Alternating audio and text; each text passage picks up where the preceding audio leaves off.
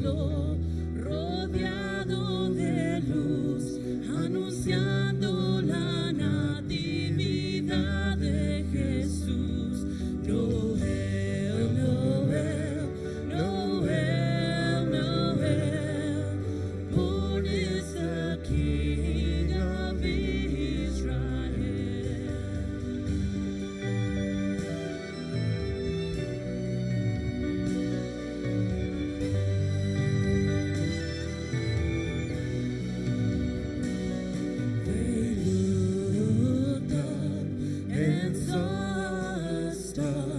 Shining in the east beyond them far, and to the earth it gave great light, and so it continued both day and night.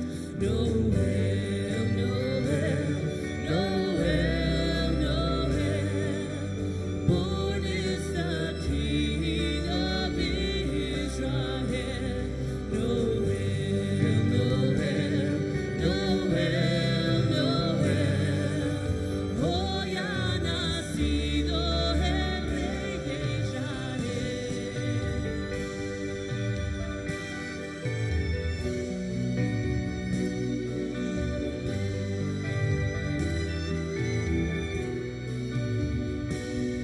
La estrella de Belén los magos guió, en la noche silente en Judea brilló.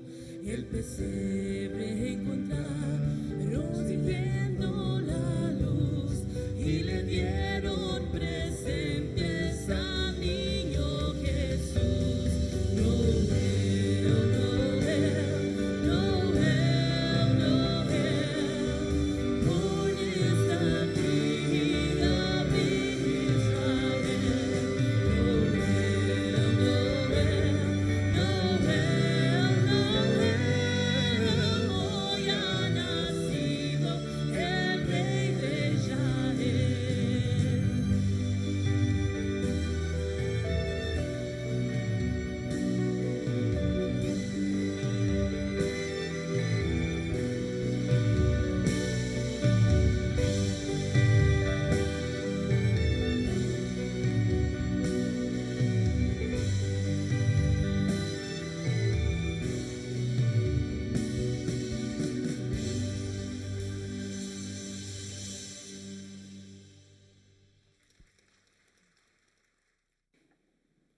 I want to welcome you to the Sunday after Christmas.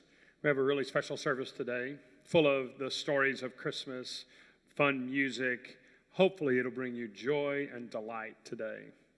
I'm going to begin with a story from New York. When I was a little boy, we lived on Long Island, just outside of New York City. And I got to go to the city some with my family. And we didn't have a lot of money then. We had a VW, and there were 5 of us, and I sat in the back sometimes. But to get to go to New York City and drive around and look at the lights. This story is from about that time period. It always reminds me and inspires me what Christmas is really about serving people and loving each other. Join me for a gift from the heart. New York City, where I live, is impressive at any time, but as Christmas time approaches, it's overwhelming. Store windows blaze with light and color, furs and jewels. Golden angels, 40 feet tall, hover above Fifth Avenue. Wealth, power, opulence, nothing in the world can match this fabulous display. And through the gleaming canyons, people hurry to find last-minute gifts. Money seems to be no problem. If there's a problem, it's that the recipients so often have everything they need or want, and that it's hard to find anything suitable, anything that really says, I love you. Last December, as Christ's birthday drew near, a stranger was faced with just that problem. She'd come from Switzerland to live in an American home and perfect her English. In return, she was willing to act as a secretary, mind the grandchildren, do anything she was asked. She was just a girl in her late teens, and her name was Ursula. One of the tasks her employer gave Ursula was keeping track of Christmas presents as they arrived. They were many, and they would all require acknowledgement. Ursula kept a faithful record, but with growing concern, she was grateful to her American friends, and she wanted to show her gratitude by giving them a Christmas present. But nothing she could buy with her small allowance could compare with the gifts that she was recording every day. Besides, even without these gifts, it seemed that her employers already had everything. At night from her window, Ursula could see the snowy expanse of Central Park, and beyond it, the jagged skyline of the city. Far below, in the restless streets, taxis hooted and the traffic lights winked red and green. It was so different from the silent majesty of the Alps that at times she had to blink back tears from the homesickness that she was careful never to show. It was in the solitude of her little room a few days before Christmas that a secret idea came to Ursula. It was almost as if a voice spoke inside of her head. It's true that many people in this city have much more than you do, but surely there are many who have far less. If you'll think about this, you may find a solution to what's troubling you. Ursula thought long and hard, and finally, on her day off, which was Christmas Eve, she went to a great department store. She moved slowly among the crowded aisles, selecting and rejecting things in her mind. At last, she bought something and had it wrapped in gaily colored paper. She went out into the gray twilight and looked helplessly around. Finally, she went up to the doorman, resplendent in blue and gold. "Excuse me, please," she said in her hesitant English. "Can you tell me where to find a poor street?" "A poor street, miss," said the puzzled man. "Yes, a very poor street, the poorest in the city." The doorman looked doubtful. "Well, you might try Harlem, or down in the Village, or the Lower East Side, maybe." But these names meant nothing to Ursula. She thanked the doorman and walked along, threading her way through the stream of shoppers until she came to a tall policeman. "Please," she said, "can you direct me to the very poor street in Harlem?" The policeman looked at her sharply and shook his head. "Harlem's no place for you, miss." And he blew his whistle and sent the traffic swirling past her. Holding her package carefully, Ursula walked on, head bowed against the sharp wind. If a street looked poorer than the one she was on, she took it, but none seemed like the slums that she had heard about. Once she stopped the woman. "Please, where to find where poor people live?" But the woman gave her a hard stare and hurried on. Darkness came, sifting from the sky. Ursula was cold and discouraged and afraid of becoming lost. She came to an intersection and stood forlornly on the corner. What she was trying to do suddenly seemed foolish, impulsive, absurd. And then, through the traffic roar, she heard the cheerful tinkle of a bell. On the corner opposite, a Salvation Army man was making the holiday traditional Christmas appeal. At once, Ursula felt better. The Salvation Army was part of life in Switzerland, too. Surely this man could tell her what she wanted to know. She waited for the light, then she crossed over to him. "Can you help, please? I'm looking for a baby. I have here a little present for the poorest baby I can find." She held up the package with the green ribbon and the paper. Dressed in gloves and an overcoat, a size too big for him, he seemed a very ordinary man. But behind his steel-rimmed glasses, his eyes were kind, and he looked at Ursula and stopped ringing his bell. "What sort of present?" he asked. "A little dress for a small poor baby. Do you know one?" "Oh, yes," he said. "I'm afraid I know of more than one." "Is it far away? I could take a taxi, maybe." The Salvation Army man wrinkled his forehead. Finally, he said, "It's almost 6 o'clock. My relief will show up then, and if you want to wait and you can afford a $1 taxi ride, I'll take you to my family in my neighborhood, and I know a family there that needs just about everything. And they have a small baby, a very small baby." "Then I wait," she said. The substitute bell ringer came. A cruising taxi slowed. In its welcomed warmth, she told her new friend about herself and how she came to New York and what she was trying to do. He listened in silence, and the taxi driver listened too. And when they reached their destination, the driver said, "Take your time, miss. I'll wait." On the sidewalk, Ursula stared up at the forbidding tenement, decaying, saturated with hopelessness. A gust of wind, iron cold, stirred the refuse in the street, and it rattled the reeking ash cans. "They live on the 3rd floor, the Salvation Army man. Shall we go up?" Ursula shook her head. "They would try to thank me, and this is not from me." She pressed the package into his hands. "Take it from me, please. Say it's from someone who has everything." The taxi bore her swiftly from the dark streets to the lighted ones, from misery to abundance. She tried to visualize the Salvation Army man climbing the stairs, the knock, the explanation, the package being opened, the dress on the baby. It was hard to do. Arriving at the apartment on Fifth Avenue where she lived, she fumbled in her purse, but the driver flicked the flag up. "No charge, ma'am." "No charge," said Ursula in bewilderment. "Don't worry," the driver said. "I've been paid." He smiled and he drove away. Ursula was up early the next day. She set the table with special care. By the time she was finished, the family was awake, and there was all the excitement and laughter of Christmas morning. Soon the living room was a sea of discarded wrappings. Ursula thanked everyone for the presents she had received. Finally, then, there was a lull. She began to explain why there seemed to be none from her. She told about going to the department store. She told about the Salvation Army man. She told about the taxi driver. When she was finished, there was a long silence, and no one seemed to trust himself to speak. "So you see," said Ursula, "I tried to do a kindness in your name, and this is my Christmas present to you." "How do I know about this?" "I know it because ours was the home where Ursula lived. Ours was the Christmas she shared. We were like many Americans, so richly blessed that this child, there seemed to be nothing that she could add to all the material things that we already had. And so she offered something of far greater value, a gift from the heart, an act of kindness carried out in our name." Strange, isn't it? A shy Swiss girl alone in a great impersonal city. You would think that nothing she could do would affect anyone. Yet, by trying to give away love, she brought the true spirit of Christmas into our lives, the spirit of selfless giving. And that was Ursula's secret, and she shared it with us all.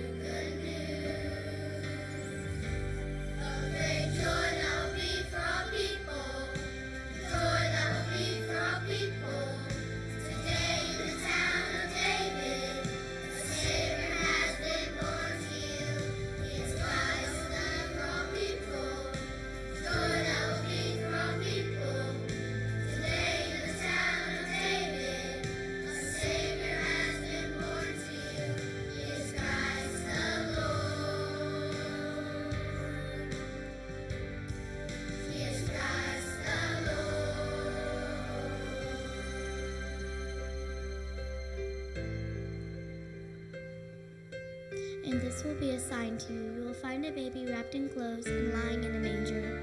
Suddenly a great company of heavenly hosts appeared with the angel, praising God and saying,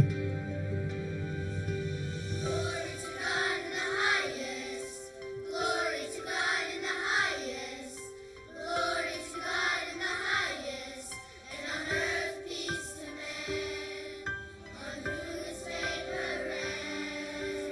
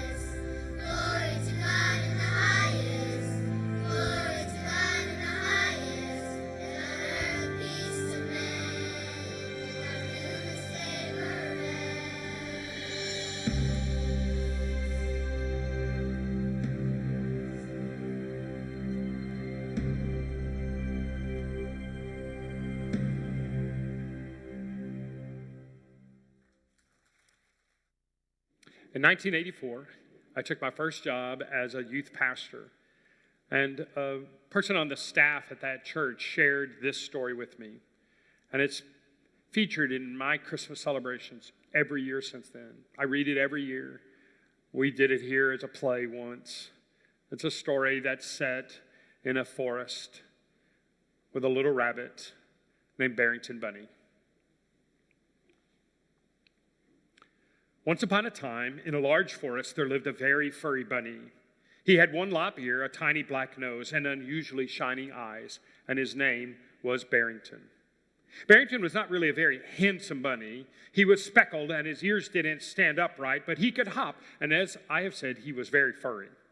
In a way, winter is fun for bunnies. After all, it gives them the opportunity to hop in the snow and then to turn around and see where they've hopped. So in a way, winter was fun for Barrington. But in another way, winter made Barrington sad. For you see, winter marked the time when all the animal families got together in their cozy homes to celebrate Christmas. He could hop and he was very furry, but as far as Barrington knew, he was the only bunny in the forest. When Christmas Eve finally came, Barrington did not feel like going home all by himself. So he decided that he would hop for a while in the clearing in the center of the forest. Hop, hop, hippity hop, Barrington made tracks in the fresh snow. Hop, hop, hippity hop. And then he cocked his head and he looked back at the wonderful designs he had made. Bunnies, he said, can hop and are very furry and warm. But Barrington didn't know really whether or not this was true of all bunnies, since he had never met another bunny. When it got too dark to see the tracks he was making, Barrington made up his mind to go home. On his way, however, he passed a large oak tree. High in the branches, there was a great deal of excited chattering going on, and Barrington looked up. It was a squirrel family. What a marvelous time they seemed to be having. "Hello, up there," cried Barrington. "Hello, down there," came the reply. "Having a Christmas party?" asked Barrington. "Oh, yes," said the squirrels. "It's Christmas Eve. Everybody's having a Christmas party." "May I come to your party?" said Barrington softly. "Are you a squirrel?" "No." "What are you then?" "A bunny." "A bunny?" "Yes." "Well, how can you come to our party if you're a bunny? Bunnies can't climb trees." "That's true," said Barrington thoughtfully, but I can hop and I'm very furry and warm." "We're sorry," said the squirrels. "We don't know anything about hopping and being furry, but we do know that in order to come to our house, you have to be able to climb trees." "Oh, well," said Barrington. "Merry Christmas." "Merry Christmas," chattered the squirrels. And the unfortunate bunny hopped off towards his tiny house. It was beginning to snow when Barrington reached the river, and near the riverbank was a wooden, wonderfully constructed house of sticks and mud, and inside there was singing. "It's the beavers," thought Barrington. "Maybe they'll let me come to their party." And so he knocked on the door. "Who's out there?" called a voice. "Barrington Bunny," he replied. There was a long pause, and then a shiny beaver's head broke the water. "Hello, Barrington," said the beaver. "May I come to your Christmas party?" asked Barrington. The beaver thought for a while, and then he said, "I suppose so. Do you know how to swim?" "No," said Barrington, "but I can hop and I'm very furry and warm." "Sorry," said the beaver. "I don't know anything about hopping and being furry, but I do know that in order to come to our house, you have to be able to swim." "Oh, well," muttered Barrington, his eyes filling with tears. "I suppose that's true. Merry Christmas." "Merry Christmas," called the beaver, and he disappeared beneath the surface of the water. Even being as furry as he was, Barrington was beginning to get cold, and the snow was falling so hard that his tiny bunny eyes could scarcely see what was ahead of him. He was almost home, however, when he heard the excited squeaking of field mice beneath the ground. "It's a party," thought Barrington, and suddenly he blurted out through his tears, "Hello, field mice, this is Barrington Bunny. May I come to your party?" But the wind was howling so loudly and Barrington was sobbing so much that no one heard him. And when there was no response at all, Barrington just sat down in the snow and began to cry with all his might. "Bunnies aren't any good to anyone. What good is it to be furry and to be able to hop and if you don't have any family on Christmas Eve?" And Barrington cried and cried. And when he stopped crying, he began to bite his bunny's foot, but he did not move from where he was sitting in the snow. And suddenly Barrington was aware that he was not alone. He looked up and strained his shiny eyes to see who was there, and to his surprise, he saw a great silver wolf. The wolf was large and strong, and his eyes flashed fire. He was the most beautiful animal Barrington had ever seen. For a long time, the wolf didn't say anything at all. He just stood there and he looked at Barrington with those terrible eyes. And then slowly and deliberately, the wolf spoke. Barrington, why are you sitting in the snow? Because it's Christmas Eve and I don't have any family and bunnies aren't good to anyone. Bunnies are too good, said the wolf. Bunnies can hop and they're very warm. What good is that?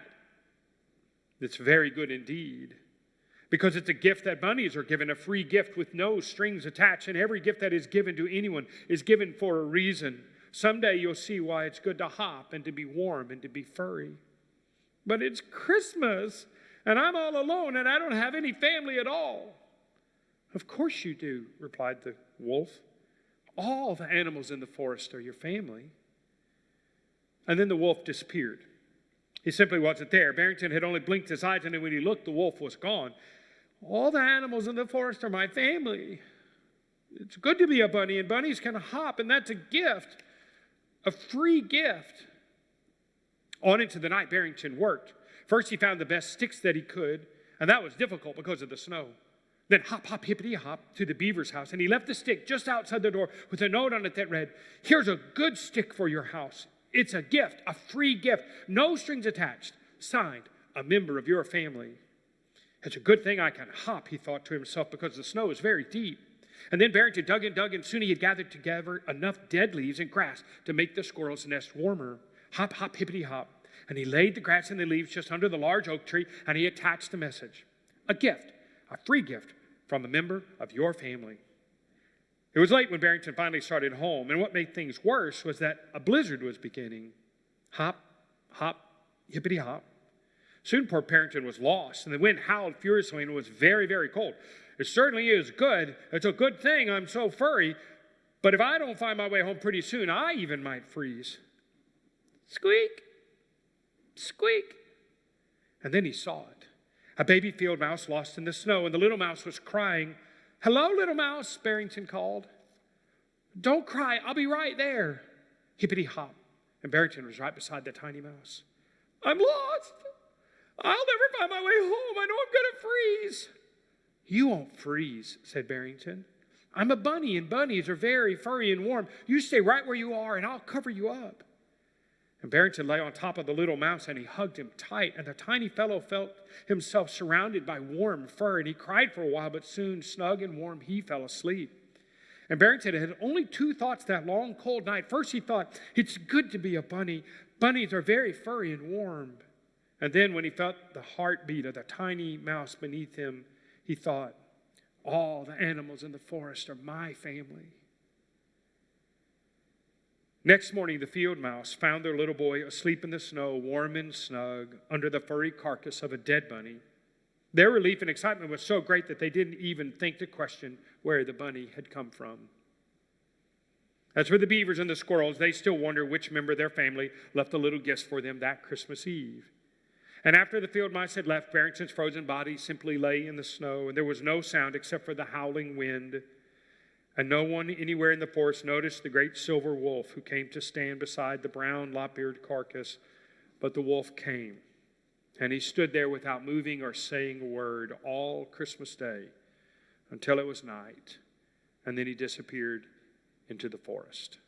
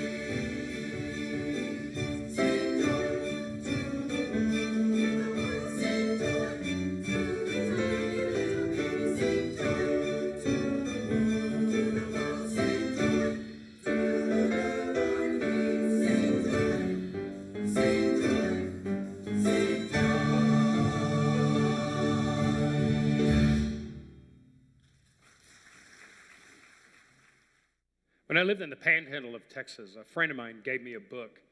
It's from a Church of Christ pastor. His name is John Smith, and it's filled with 25 stories, and some of them are just so delightful and wonderful.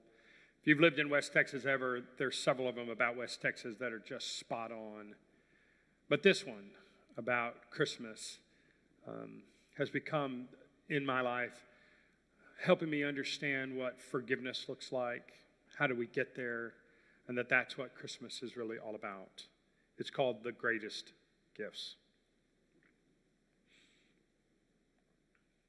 In 1949, I was in the 7th grade at Mary Lynn Junior High in Royal Oak, Michigan. I find myself needing money occasionally, which was something new for me. I mean, I'd never needed money before. I wouldn't have known what to spend it on, but now I knew because I had discovered girls. I decided to get a paper route. I got a route delivering the Detroit Free Press. I picked up my papers at 5:30 a.m. I earned the princely sum of $8 per week when I could collect from my customers, that is, which was almost never. The Christmas of 1949 was a particularly bad time financially and relationally at my home. I didn't know how very bad till much later. We had taken in boarders to supplement our income, and some of them were alcoholics, and occasionally we'd find one asleep in a bathtub, and not only did they keep us up at night with their shouting, they didn't pay their rent. And this made matters worse between my folks because my dad would feel sorry for them, and he wouldn't insist that they pay or move out, which made my mother furious, and she said she wished he would feel sorry for her sometimes. At Christmas time, we didn't have a tree. My dad wouldn't just say that we couldn't afford one. And when I mentioned it, my mother said that we weren't going to have one this year, that we couldn't afford one. And if we could afford one, it was stupid to clutter up your house with a dead tree. She was very cross and spoke sharply, which was unusual for her, so I didn't bring it up anymore. And I wanted a tree badly, though, and I thought in my naive way that if we had one, everyone would feel much better. About 3 days before Christmas, I was out collecting for my paper route. I went to try to catch a customer who hadn't paid me for 2 months.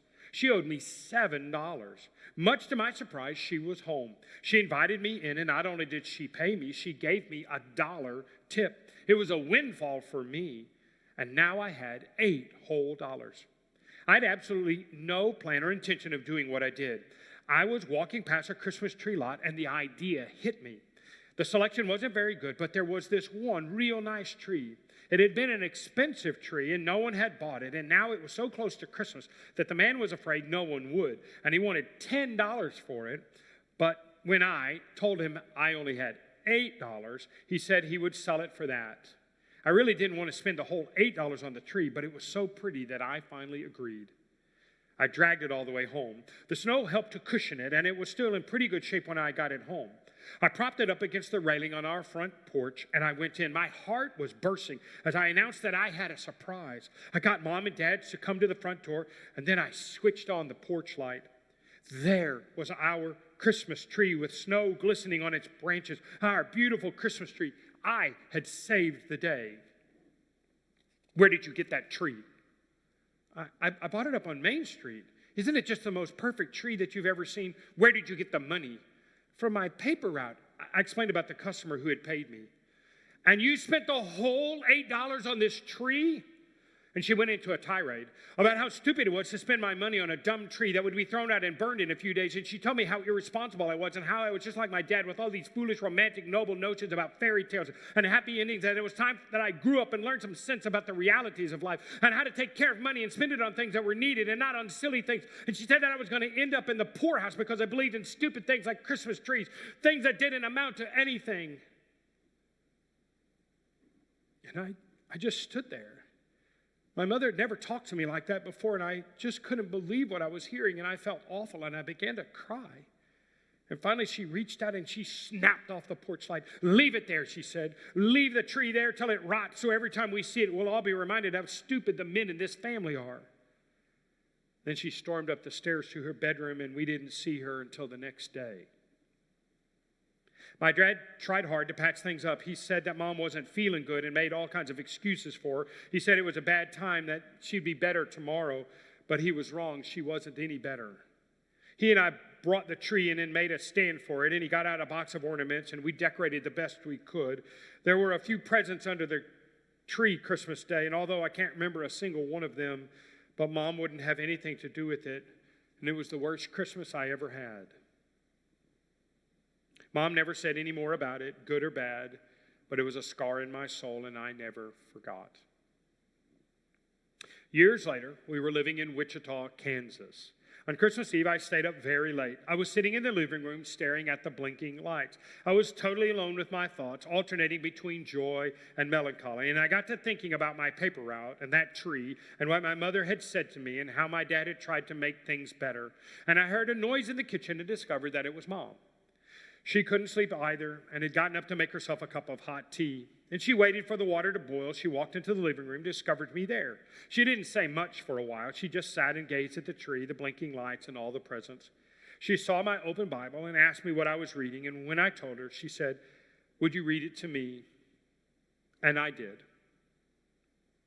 We started to visit. I told her how happy I was that she was with us for Christmas and how I wish Dad could have lived to see his grandchildren and to enjoy this time because he loved Christmas so. And I got very quiet for a moment. And then she said, "Do you remember that time on the 12-mile road when you bought that tree with your paper route money?" "Yes," I said, "I've just been thinking about it." She hesitated for a long moment as though she were on the verge of something that was bottled up deep inside her that might take surgery to get out. Finally, great tears started down her face and she cried, "Oh, son, please forgive me. That time, that Christmas has been a burden on my heart for 25 years. I wish your dad were here so I could tell him how sorry I am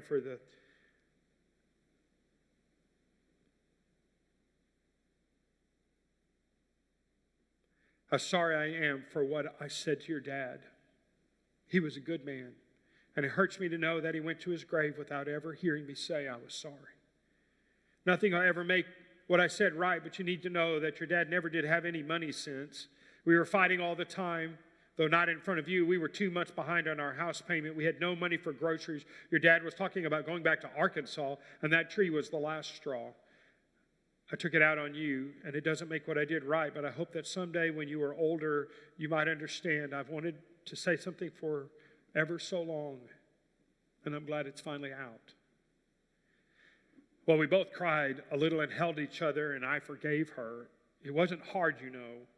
And then we talked for a long time, and I did understand, and I saw what I'd never seen, and the bitterness and the sadness that had gathered up in me for all those years gradually washed away.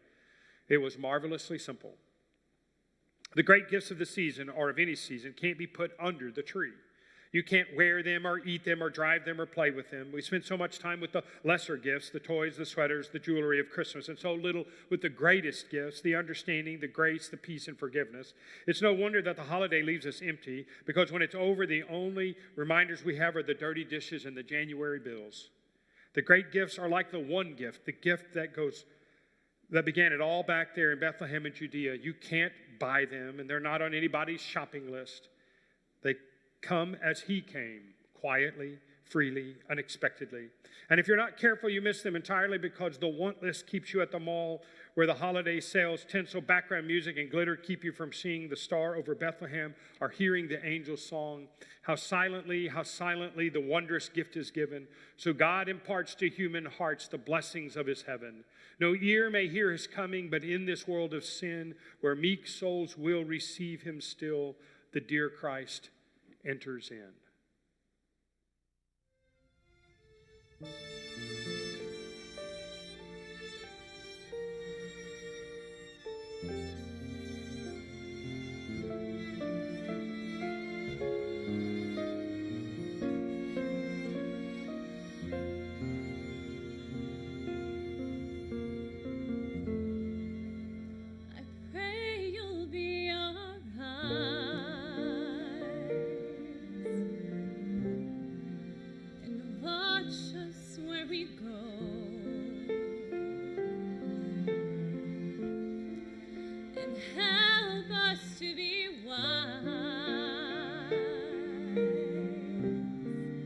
In times when we don't know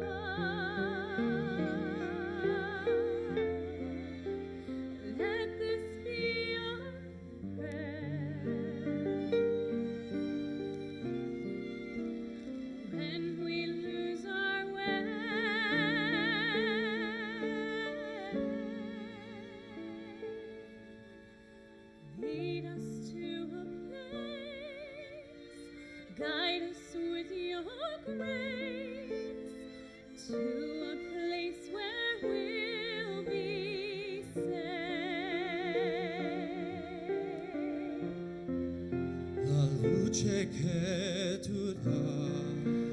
pray we'll find your light. Hold it in our heart. When stars go out each night.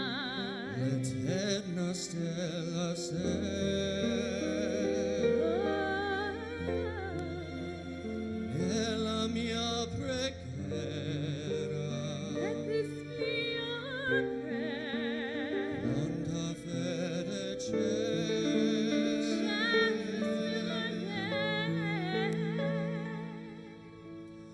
Lead us to a place, Guide us with your grace. give us faith so we'll be saved.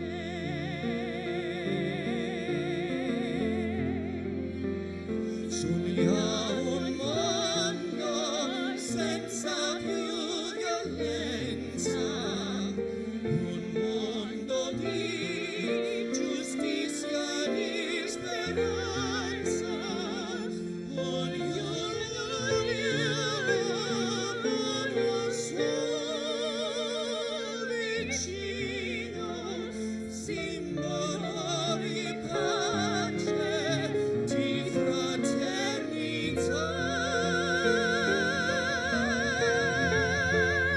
La forza che ci dà il desiderio che ognuno trovi amore intorno dentro sé.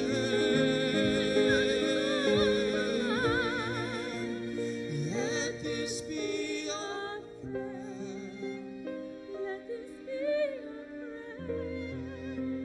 just like every child.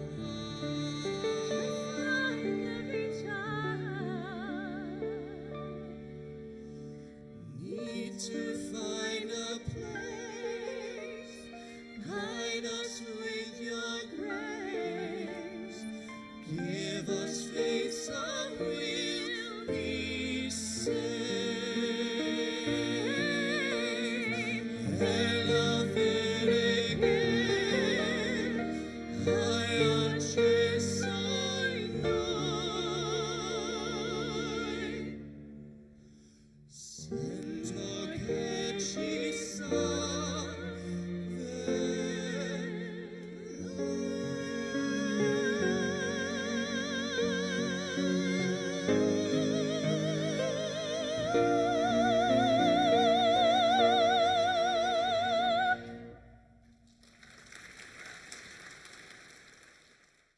Several years ago, I was looking for a new Christmas story to kind of add to my annual Christmas story list. And I was recommended to this story several different places. It's an East Texas story. It's by an author named John Henry Falk. And there's a really interesting recording online of him telling this story. It's just called A Christmas Story.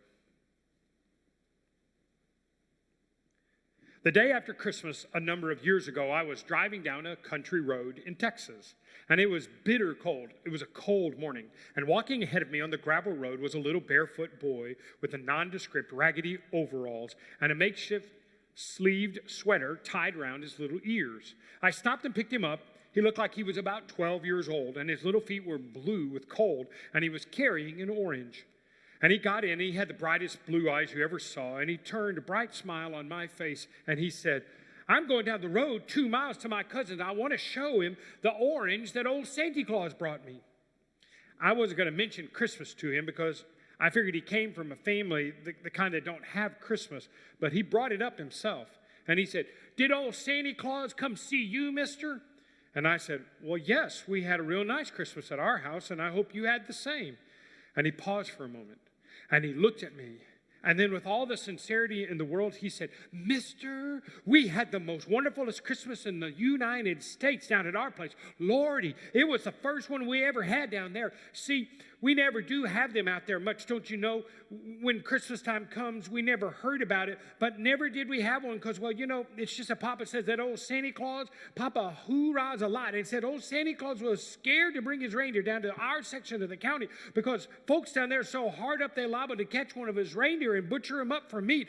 But just several days before Christmas, a lady come from town, and she told all the families through there, our family too, that old Santa Claus was coming to town to leave some things for us, and if Papa would go to town, he'd get some. And Papa hooked up the mule and the wagon, and he went to town. But he told us children, now don't get all worked up and excited because there might be nothing to this yarn that old lady told. And all but shucks, he hadn't got out of sight of the lane there till we was done a-watching for him to come back. We couldn't get our minds on nothing else, you know. And Mama, she come to the door every while and say, now y'all quit looking up there because Papa told you there might be nothing to it.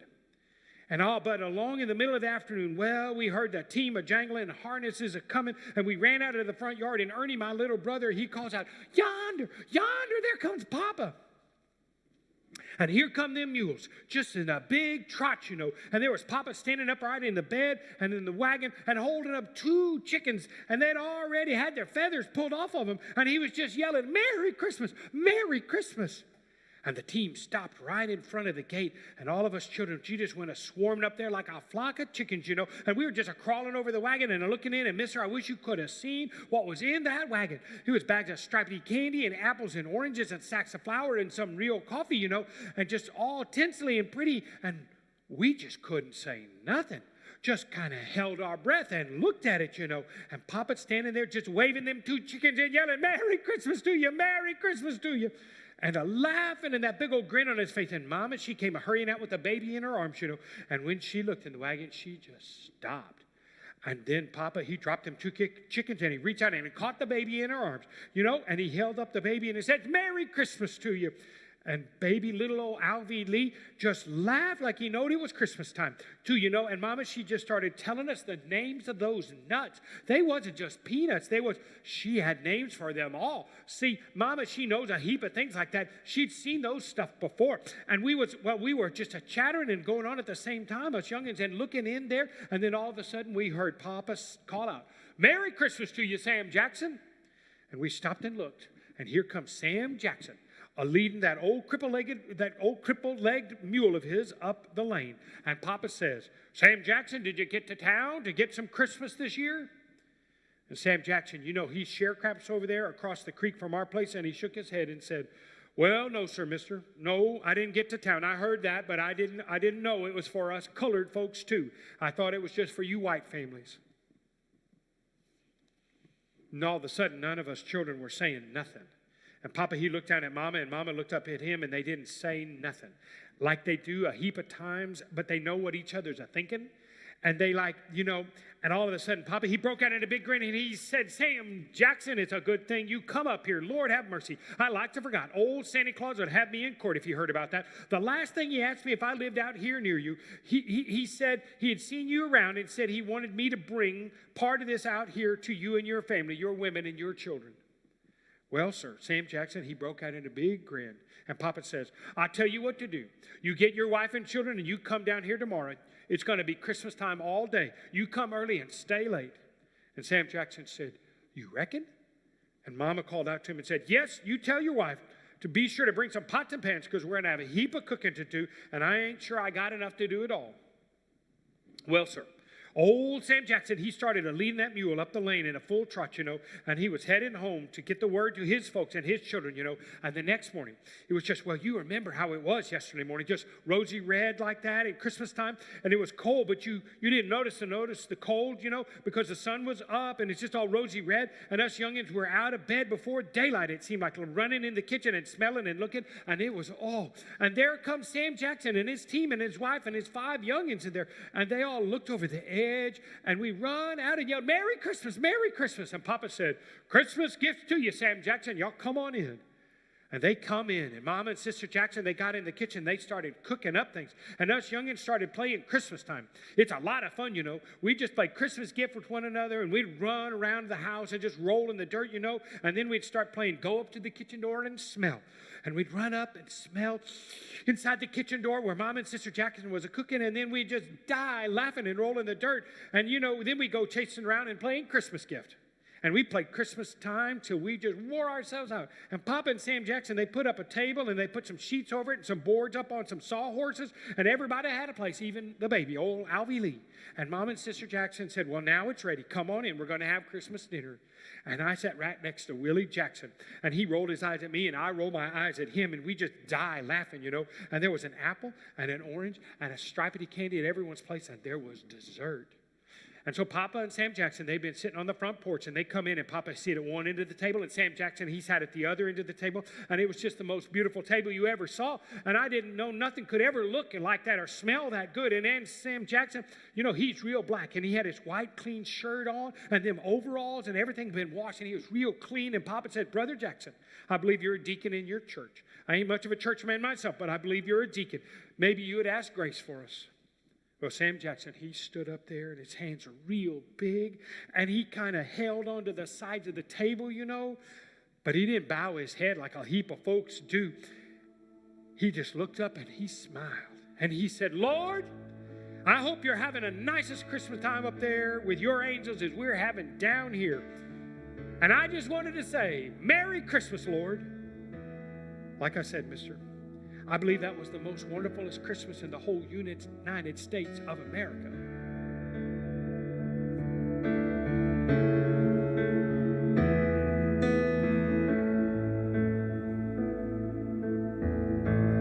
Lord bless you and keep you. Make his face shine upon you and be gracious to you. The Lord turn face toward you and give you peace.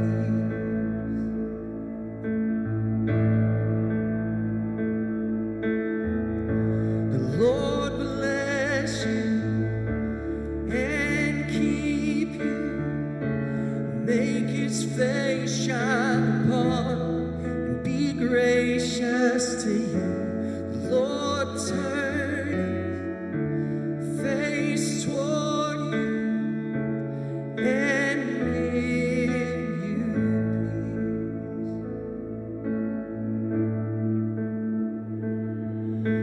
And amen, amen, amen.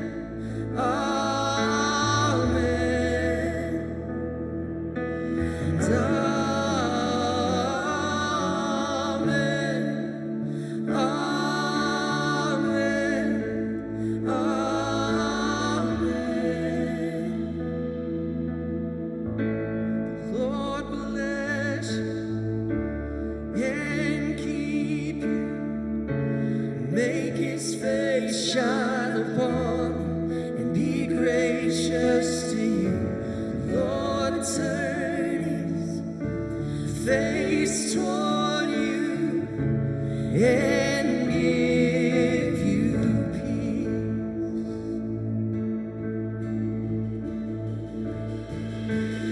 And amen,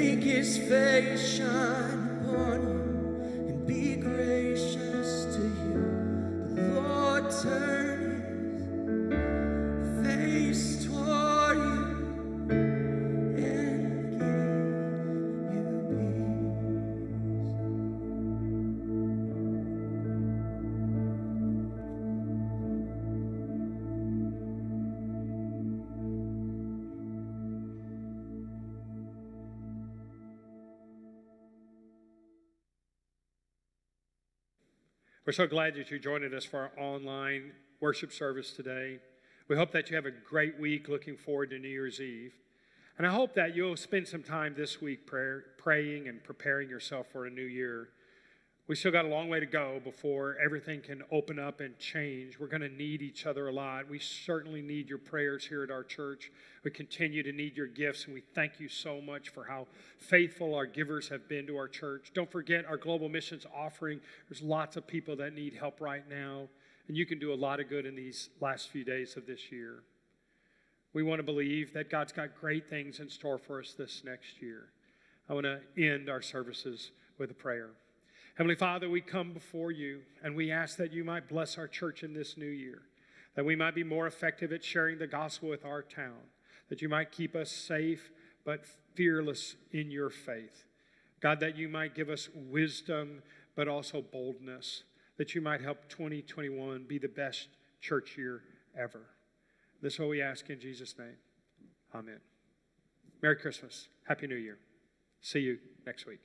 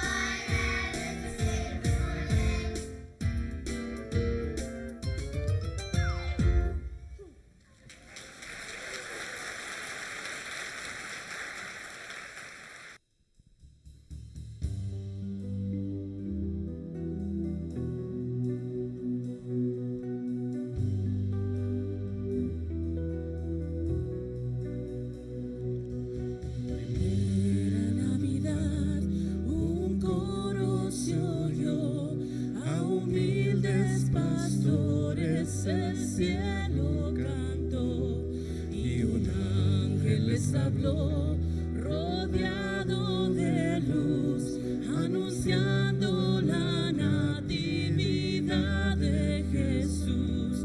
Noel, Noel, Noel, Noel, born is the King of Israel.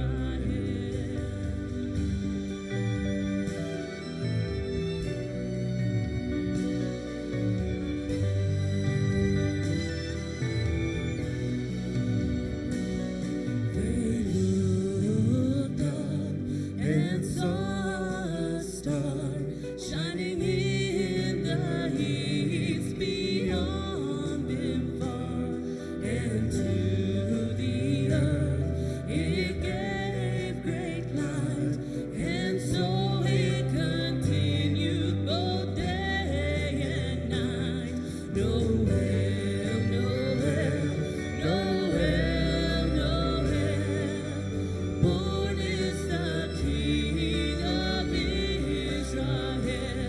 Noel, Noel, Noel, Noel, hoy ha nacido el Rey de Israel.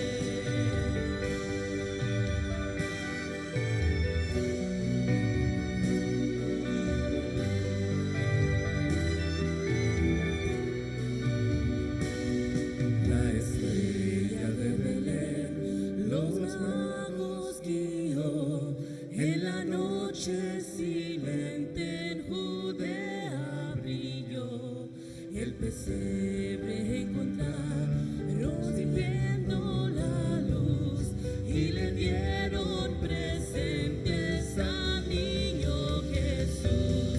Noel, Noel, Noel, Noel, born is the King of Israel. Noel, Noel, Noel, hoy ha nacido el Rey de Israel.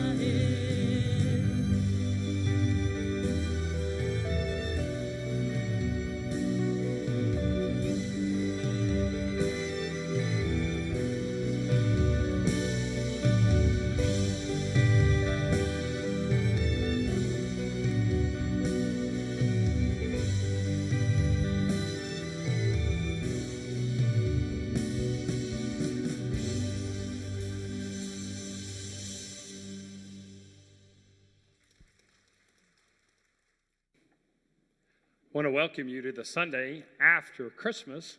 We have a really special service today, full of the stories of Christmas, fun music. Hopefully, it'll bring you joy and delight today. I'm going to begin with a story from New York. When I was a little boy, we lived on Long Island, just outside of New York City. And I got to go to the city some with my family. We didn't have a lot of money then. We had a VW, and there were 5 of us, and I sat in the back sometimes. But to get to go to New York City and drive around and look at the lights. This story is from about that time period. It always reminds me and inspires me what Christmas is really about serving people and loving each other. Join me for a gift from the heart. New York City, where I live, is impressive at any time, but as Christmas time approaches, it's overwhelming. Store windows blaze with light and color, furs and jewels. Golden angels, 40 feet tall, hover above Fifth Avenue. Wealth, power, opulence, nothing in the world can match this fabulous display. And through the gleaming canyons, people hurry to find last-minute gifts. Money seems to be no problem. If there's a problem, it's that the recipients so often have everything they need or want, and that it's hard to find anything suitable, anything that really says, I love you. Last December, as Christ's birthday drew near, a stranger was faced with just that problem. She'd come from Switzerland to live in an American home and perfect her English. In return, she was willing to act as a secretary, mind the grandchildren, do anything she was asked. She was just a girl in her late teens, and her name was Ursula. One of the tasks her employer gave Ursula was keeping track of Christmas presents as they arrived. They were many, and they would all require acknowledgement. Ursula kept a faithful record, but with growing concern, she was grateful to her American friends, and she wanted to show her gratitude by giving them a Christmas present.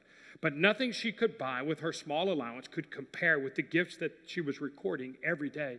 Besides, even without these gifts, it seemed that her employers already had everything. At night from her window, Ursula could see the snowy expanse of Central Park, and beyond it, the jagged skyline of the city. Far below, in the restless streets, taxis hooted and the traffic lights winked red and green. It was so different from the silent majesty of the Alps that at times she had to blink back tears from the homesickness that she was careful never to show. It was in the solitude of her little room a few days before Christmas that a secret idea came to Ursula. It was almost as if a voice spoke inside of her head. It's true that many people in this city have much more than you do, but surely there are many who have far less. If you'll think about this, you may find a solution to what's troubling you. Ursula thought long and hard, and finally, on her day off, which was Christmas Eve, she went to a great department store. She moved slowly among the crowded aisles, selecting and rejecting things in her mind. At last, she bought something and had it wrapped in gaily colored paper. She went out into the gray twilight and looked helplessly around. Finally, she went up to the doorman, resplendent in blue and gold. "Excuse me, please," she said in her hesitant English.